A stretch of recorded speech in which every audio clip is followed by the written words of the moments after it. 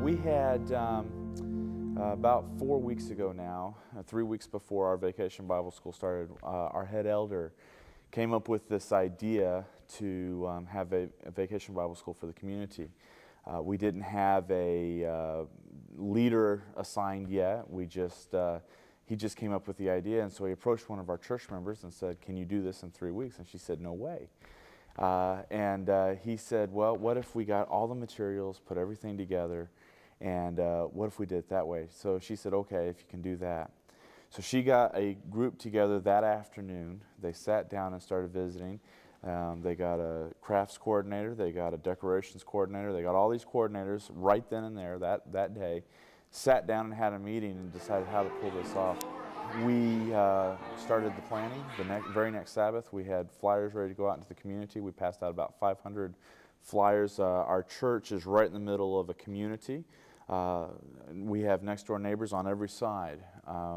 If we get a little loud in there, they can hear us. That's how close they are. And so we just went to the entire community with about 500 flyers, letting them know to come to Vacation Bible School.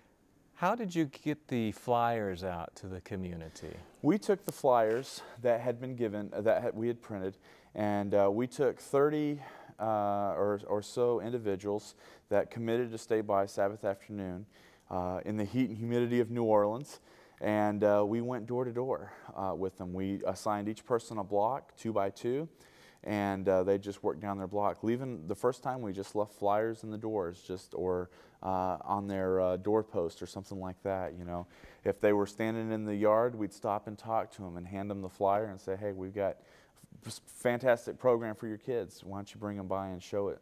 Let them come by and join us." I thought there would be a lot of problem. I noticed our flyer said Seventh-day Adventist on it, and I was a little bit concerned about that. But the phone calls that I got, the number that they advertised was mine, and the phone calls I got was, "Are you Christians?" "Yes, we are." "We're going to be sending our kids. Is that okay? How much is it going to cost?" "Bring your kids for free." So, and then we went 2 weeks later and sent the flyers out again. Just put them on the doors where people would see them when they're coming in.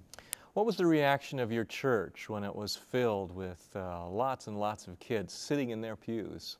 It's better than I expected, actually.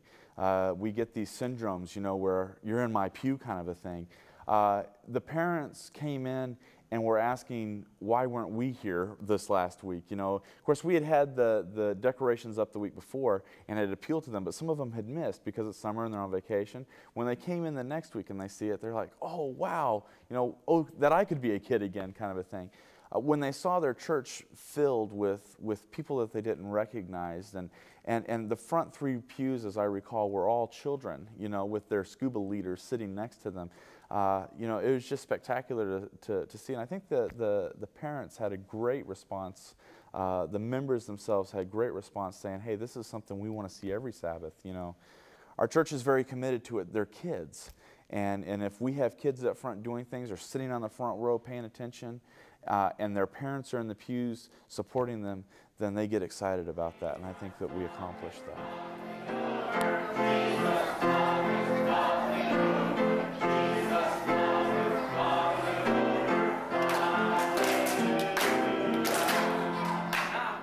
Any advice that you have for pastors that are thinking of doing a Vacation Bible School next summer? I think the thing that I learned that as a pastor, on Sabbath morning I like to preach. I'm very competitive about my pulpit. You know, that's my time to address the congregation and feed them. What I've learned is that they can be fed sometimes more so from the words of a child.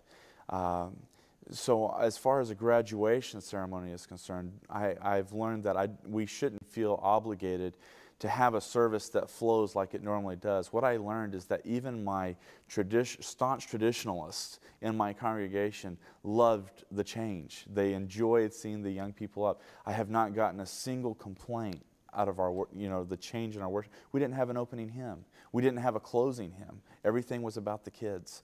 And one thing that I did do is I stood up and I said, "I'm so glad to be a part of a church that cares this much about their kids." You know, Jesus rebuked the disciples for pushing the kids away. What's wrong with having a church service for the kids? And what I found is parents enjoy it. When their kids are happy, the parents are happy. So in that regard, let it flow. Do what you can to make it a kid, all about the kids. That's what it's about. And for the Vacation Bible School itself, to make it spectacular and enjoyable, do the unexpected and go overboard with it. And I say that, tongue in cheek, since we did the scuba undersea thing. But nobody expected to walk in on Sabbath morning and have saran wrap with waves painted on it hanging over their heads, and blow up fish hanging down, and felts on the wall up in front with a big fish named Gil saying, "Come scuba," those types of things. Those made an impact.